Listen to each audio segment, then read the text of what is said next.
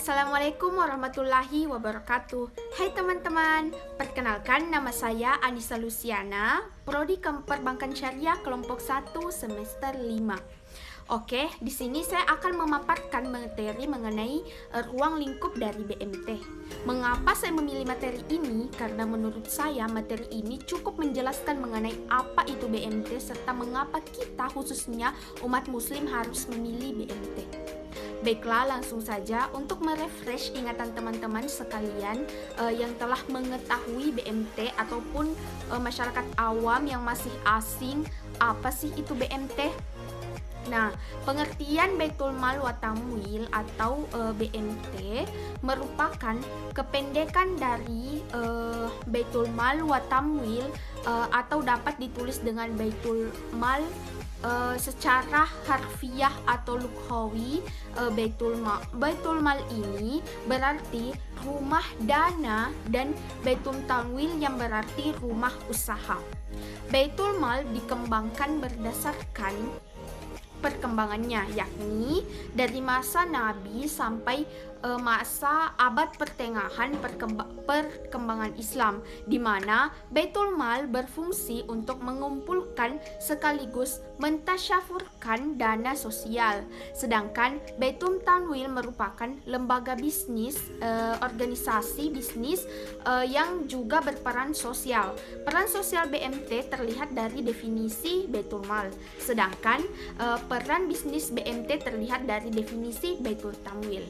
Sebagai lembaga sosial, Baitul Mal memiliki kesamaan fungsi dan peran dengan lembaga amil zakat. Oleh karena itu, Baitul Mal ini harus didorong agar mampu berperan secara profesional menjadi amil zakat.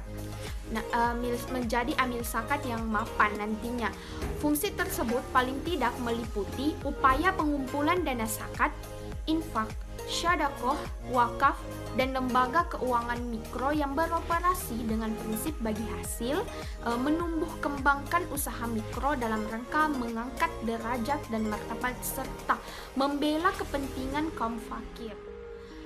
Prinsip utama BMT dalam melaksanakan usahanya, BMT di sini berperan atau berpegang teguh pada prinsip utamanya, yakni yang pertama kita ketahui bahwa keimanan dan ketakwaan kepada Allah Subhanahu wa Ta'ala dengan prinsip-prinsip syariah yang diterapkannya dan implementasi prinsip Islam di kehidupan nyata. Yang kedua yaitu keterpaduan, yakni nilai-nilai spiritual dan moral menggerakkan dan mengarahkan etika bisnis yang dinamis, proaktif, adil dan berakhlak mulia. Yang ketiga ini kekeluargaan, yakni mengutamakan kepentingan bersama di atas kepentingan pribadi. Adapun peran BMT di masyarakat adalah yang pertama, yang seperti tadi yang saya jelaskan, yaitu menjauhkan masyarakat dari praktik ekonomi non-syariah, aktif melakukan sosialisasi di tengah masyarakat tentang arti pentingnya sistem ekonomi Islam.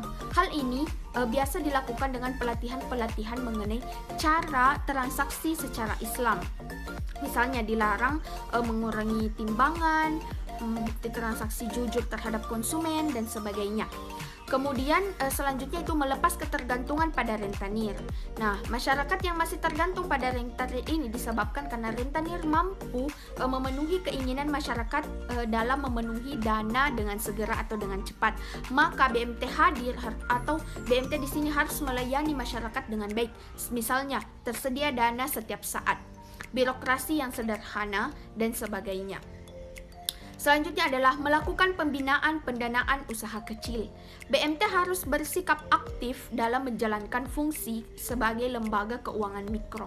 Misalnya dengan jalan pendampingan, pembinaan, penyuluhan, dan pengawasan terhadap usaha nasabah atau masyarakat umum. Selanjutnya adalah menjaga keadilan ekonomi masyarakat. Fungsi BMT adalah langsung berhadapan dengan masyarakat yang kompleks, dituntut harus pandai bersikap. Oleh karena itu, langkah-langkah untuk melakukan evaluasi yang harus diperhatikan. Misalnya, dalam masalah pembiayaan, BMT harus memperhatikan kelayakan nasabah dalam hal golongan nasabah dan jenis pembiayaan yang ingin diajukan oleh nasabah. Nah, itulah tadi yang sempat saya sampaikan mengenai ruang lingkup dari BMT.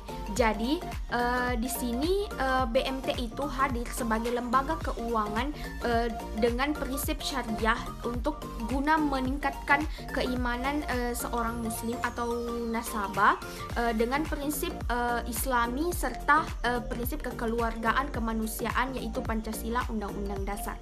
Nah, sekian dari saya, lebih kurangnya mohon dimaafkan. Wassalamualaikum warahmatullahi wabarakatuh.